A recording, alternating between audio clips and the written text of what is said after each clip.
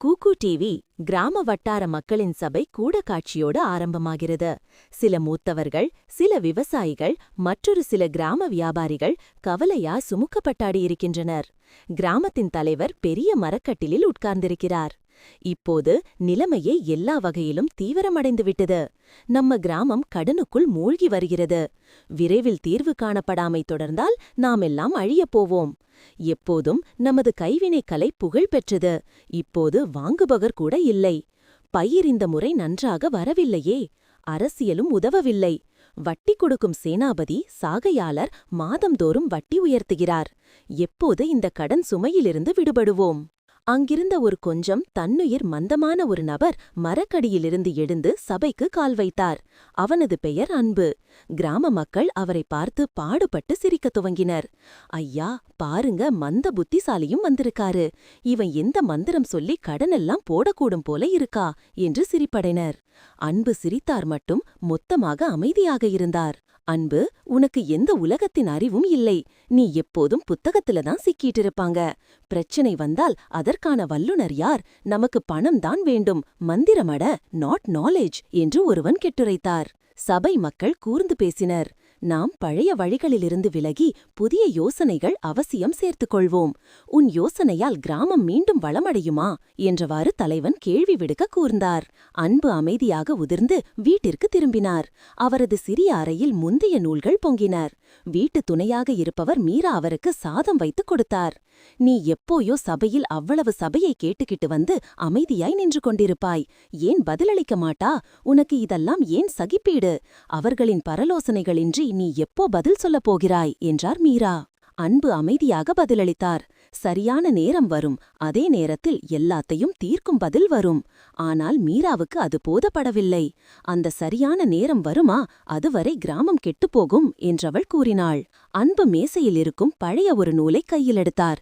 அது எதிர்கால தொழில்நுட்பங்கள் குறித்து எழுதப்பட்ட நூல். உணவுக்கும் சுவைக்கும் சம்பந்தப்பட்ட விஞ்ஞானம் குறித்து. அவர் படிக்கும்போது மனதில் ஒரு சிந்தனை தோன்றியது. ஒரு பொருள் மக்கள் தேவையாகிவிட்டால் அதை யாரும் அழிக்க முடியாது. தேவை பிளஸ் சுவை பிளஸ் தொழில்நுட்பம் ஈக்குவல் டு வெற்றி. நினைப்பதைத் தொடர்ந்து அவர் எங்கோ ஒரு பழைய பக்கத்தில் ஒரு யந்திரத்தின் வரைபடத்தை கண்டார்.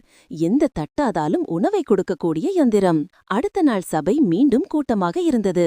அன்பு தன்னிலிருந்து நம்பிக்கையோடு வந்து பேசத் தொடங்கினார். நம் கிராமம் மீண்டும் செல்வாக்கு பெறலாம். நாம புதுமையான யோசனை ஏற்க வேண்டும். மீண்டும் மக்கள் சிரித்தார்கள். இது என்ன புது மந்திரமா?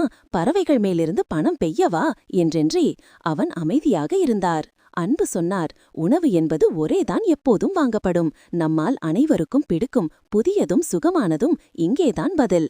அவர் கூறினார், நான் ஒரு ஆட்டோமேட்டிக் பீடவும் ஹைஜீன் கிளீன் சிஸ்டமும் கொண்ட ஐ சுண்டல் அல்லது சுவை அமைப்புக்கான எந்திரத்தை உருவாக்கப் போகிறேன். மக்கள் மீண்டும் சிரித்தனர்.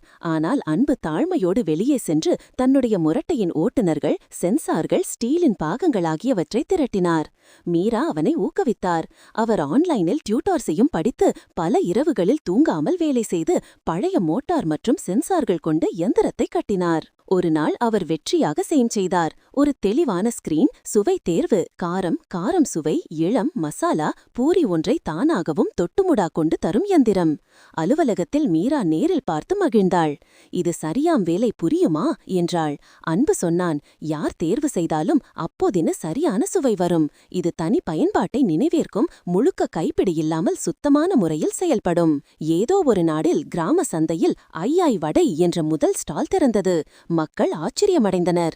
இது ஒரு எந்திரம்தான் நமக்கு வகை வடை தர ஆரம்பிச்சே என கேள்விகள் எழுந்தன. ஆனாலும் அவன் எந்திரத்தை இயக்கினார். ஒரு சிறுவன் காரம் தேர்வு செய்தான். எந்திரம் சிறிது நேரத்தில் ஒரு பொருத்தமான கிறிஸ்பியான வடை வழக்கும். சிறுவன் சாப்பிட்டு ஆச்சரியமடைந்தான். இத்துண்டு இதிலிருந்த கங்காரம், இதை எப்படி மனிதர்கள் வச்சு இந்த மாதிரி சமைக்க முடியும்? மறுபக்கமாக கிராமத்தின் வணிக சில்லர்கள் மற்றும் வர்த்தகிகள் இதை பற்றி பேசியதோடு பெரிய முதலீட்டாளர்களுக்கு டெமோ காட்ட அன்பு நகருக்கு சென்றுள்ளார். அவர்கள் எந்திரத்தை பார்த்து பிரமித்தனர். இது உணவு, சுகாதாரம் மற்றும் தொழில்நுட்பம் சேர்ந்து ஒரு புதிய வர்த்தகத்தை கொண்டு வரலாம். காலம் கடந்தது. அன்புவின் அன்புபூரி பிராண்ட் பிரபலமாயிருக்கும். துபாய், அமெரிக்கா, லண்டன் என பல இடங்களில் ஸ்டால்கள் திறந்தன. கிராமம் திரும்பி பலனடைந்தது. கிராமத்தின் தலைவன் அரளியுடன் அவருக்கு மரியாதை தந்தார். மக்கள் இப்போது அன்பு மட்டுமல்ல, இப்போது அவன் ஹெல்லார் அறிஞராகவும் ஐஐ பொருட்களின் உதவியாளராகவும் புகழ்பேன் என கூறினர். அந்த நேரத்தில் மற்றொரு கிராமத்தில் தைவூரம் என்ற இடத்தில் ரவி என்ற இளைஞன் தனது பெற்றோருடன் வாழ்ந்தான். அவன் 18 நாளில் மிகவும் வடை சாப்பிடுவதில் ஈடுபட்டவனாக இருந்தான். அப்பா, ஒரு சிறுவடை சாப்பிடலாமா என்று கேட்கிறான். இல்லை, நமக்கு பணமே இல்லை. நாம் சுமார் அடுத்த கிராமத்துக்கு போய்தான் சாப்பிட வேண்டும். பஸ் செலவு கூடும். ரவிக்கு மனம் சிலந்தது. தாயார் மட்டும் 50 ரூபாய் கொடுத்து அனுமதி சொன்னார். அவன் தோழன் குமாருடன் கூட்டமாக வடை உண்ட வெளிநாடு செய்து கொண்டு வந்தான். அங்கு அமிகாரன் கிராமத்து கோபுரம் அருளிய ஒரு வடை விற்கப் போவதில் சந்தை முழுக்க கூட்டம் இருந்தது. அந்த கூட்டத்தின் அருகே பெருமாளியாரின் ஊழியர் மணி ஒரு வடை திரையை குறைந்த விலைக்கு விற்பனை செய்து மக்களை வசப்படுத்த முயன்றார். ஆனால் பெருமாள் விலை 50 ரூபாய்க்கு குறைவிலும்மால் விற்பனை செய்ய அறிவுறுத்தினார். ரவி மற்றும் குமார் இருவரும் தனக்கு தக்க வடை தட்டறைக்கு தயாராக ஆர்வமுள்ளார்கள். தற்சமயம் ஒரு முதியவர் அவர்களிடம் வந்து நீர்க்குடி கேட்டார். இருவரும் உதவி செய்தனர். அந்முதியவர் அவர்கள் இருவருக்கும் ஒரு போதிய பரிசு, ஒரு மாயக்கொடி விதைகளை கொடுத்தார். இந்த விதையை உங்கள் நிலத்துக்கு விதைத்தால் நாளை நீங்கள் அந்த விதையை நினைத்த உணவுப் பொருட்டாக ஏற்ற வளர்ச்சியை காண்பீர்கள்.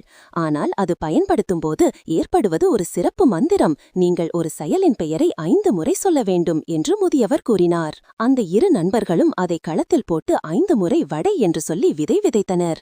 அடுத்த நாளில் மிகவும் ஆச்சரியமாக நெடும் நிலத்தில் வடை தூள்தானம் போட்டிருந்தது. அவர்கள் வடை விற்பனைக்கு நிறுத்தி 20 ரூபாய் என குறைந்த விலைக்கு விற்பனை தொடங்கினர். மக்கள் மகிழ்ந்து உணவருந்தினர். விற்பனை நாளுக்கு நாள் அதிகரித்தது. அதனால் பெருமாள் ரோஜா கோபமடைந்தார். அவரது 50 ரூபாய் விலை வடை விக்ரிக்கு பாவிப்பு ஏற்பட்டது.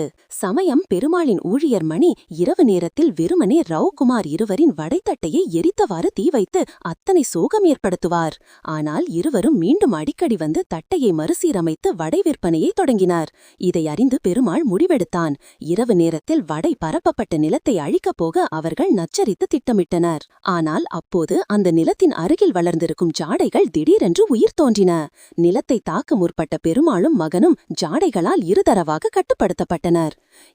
இரக்கம் கொடு என்று பெருமாள் கூக்கினார். அடுத்த நாளில் ரவி மற்றும் குமார் பயிர் பார்த்தபோது அந்த இருவரும் பிணைக்கப்பட்டார்கள்.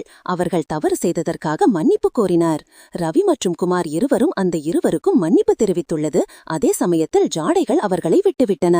பெருமாள் தனது தவறுகளை ஒப்புக்கொண்டு வடை விலையில் மாற்றம் செய்து மக்கள் அனைவருக்கும் நியாய விலையில் வடை விற்பனை செய்ய தீர்மானித்தார். இவ்வகையில் கிராம வாழ்க்கை மீண்டும் சமநிலையில் வந்தது. கூக்கு டிவி நிறைவாக நிகழ்வை தொகுத்து ஒளிப்பட முடிகிறது.